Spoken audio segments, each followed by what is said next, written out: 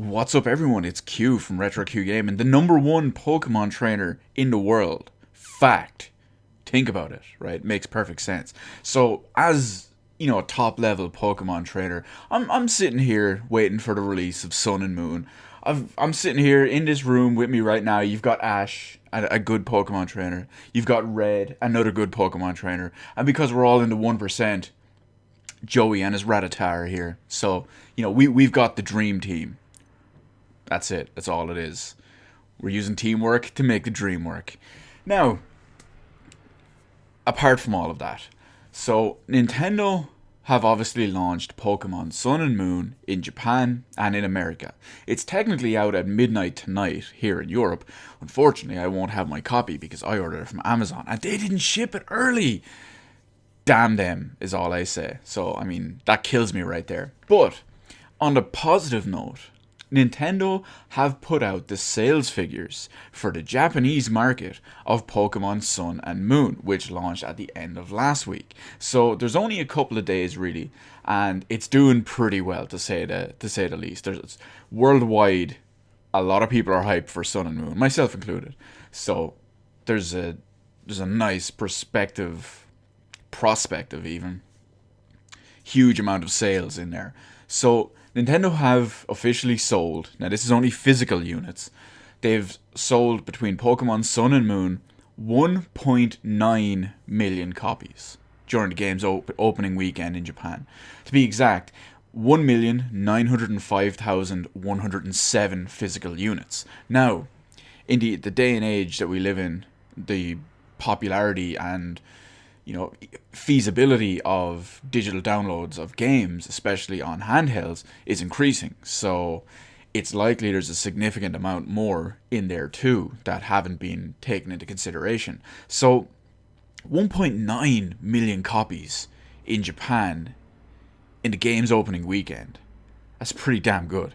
So when you compare that to, as a comparison, okay, Pokemon X and Y did sell a little bit better in Japan when they first launched on the 3DS a couple of years ago. They sold 2.09 million.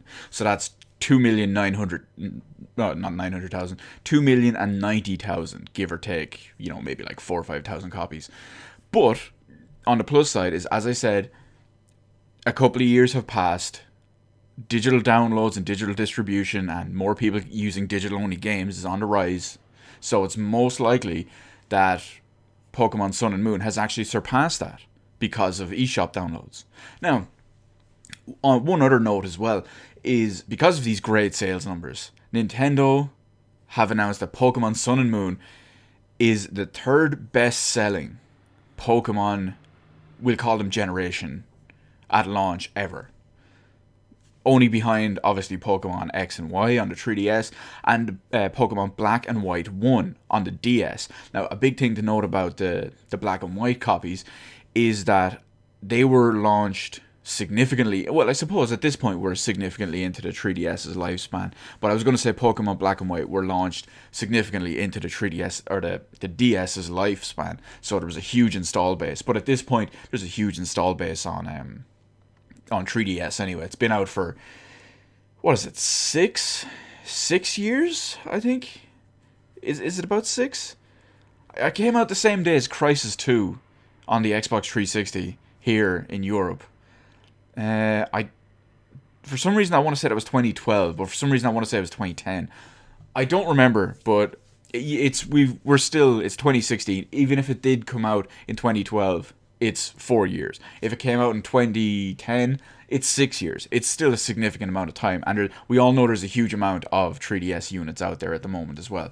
Now, by comparison, Pokemon Omega Ruby and Alpha Sapphire, which were remakes, and generally remakes are expected to sell a little bit less than full-on new games, they sold a combined 1.5 million copies in Japan on their launch. So it's still above the Omega Ruby and Alpha Sapphire. Sure, it's a tiny bit behind the X and Y, but it's still in the top 3 of their biggest selling Pokemon games as it goes. Now, there's a reason why I think this is.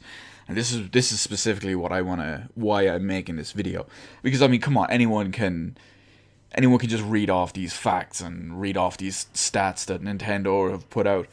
But when you think about it, okay, the reason why I think Pokemon X and Y sold sold physical units better, and I know this definitely applies to me because this is why I'm doing this. So when we got Pokemon X and Y, Pokemon was in a bit of a stale patch. Sure, between the previous couple of years on the DS, not the 3DS, now the DS, because don't forget, Pokemon X and Y was the first official Pokemon games main series Pokemon games on the 3DS. So when you look at what we had for Pokemon at the tail end of the DS, now I know, like I said, Black and White sold excellent, but still, you had Pokemon Diamond and Pearl, you had Pokemon Black and White, and you had Pokemon Black and White 2. I know personally, from my own experience, from just me and people I know, and everyone, like I knew, I was a bit more social back then as well, and I knew more people that were still into it. Everyone was getting burned out on Pokemon. Now, not burned out on Pokemon in the usual sense, but they were getting burned out on the fact that Diamond and Pearl, Black and White, and then especially Black and White 2, they were too similar. There was not enough of a difference, and I know personally as well that happened to me. I don't think I even finished Diamond and Pearl, and then I got to Black and White, and I just lost interest completely. And I didn't even buy Black and White 2 until significantly later. I think I bought Black and White 2 like a week before X and Y came out, and that was only just to have them. So yeah, Pokemon was in a bit of a stale patch at that point, at least in my opinion. And then I remember when Pokemon X and Y were announced and they showed all the stuff off, it looked like a proper revolution in the Pokemon genre and the Pokemon game. So that was definitely appealed to me. And then obviously you X and Y comes out, you pop them into your 3DS, you start playing, boom, you're blown away. New generation, and it feels like a new generation. It feels like it's on a new system, which obviously it is, and it's taking advantage of that. It doesn't feel like it's the same tried and copy and paste formula over and over and over that the last couple of games felt like, which is why I think it seems that X and Y sold so much better, because a lot of people were probably feeling that way. It seemed that anyway from my experience. And then here we are a couple of years later after X and Y. So we've had what will essentially be, not including Sun and Moon, we'll have two types of games in this generation. So obviously you have X and Y, and then you have Omega Ruby and Alpha Sapphire. Now, granted, they are remakes, but they're basically remade in the X and Y style engine. They incorporate some of the original Ruby and Sapphire stuff, and they use some of the new X and Y stuff. I think there's even one or two of the just brand new things thrown in as well. So it still felt like a small evolution, no pun intended, because we're talking Pokemon. It still felt like a small evolution of this generation, whereas previously X and Y felt like a massive generational leap. So like I said, it felt like a proper revolution of the series, whereas these feel like an evolution of the series. And I think Sun and Moon is going to be the same way. It looks great. I played the demo. I can't wait to get it. And sure, millions of people around the world feel the exact same way. They're all just as hyped as I am. But at the same time, it's just a bit of an evolution on the previous stuff that we already have. So it's like taking X and Y or Ruby and Sapphire, whichever you want to use, and then adding a bit more to it. Now, when Nintendo Switch comes around, obviously there's the whole rumor between Pokemon Stars, which would be, you've got like red and blue, and then you've got a game in the middle, which is yellow.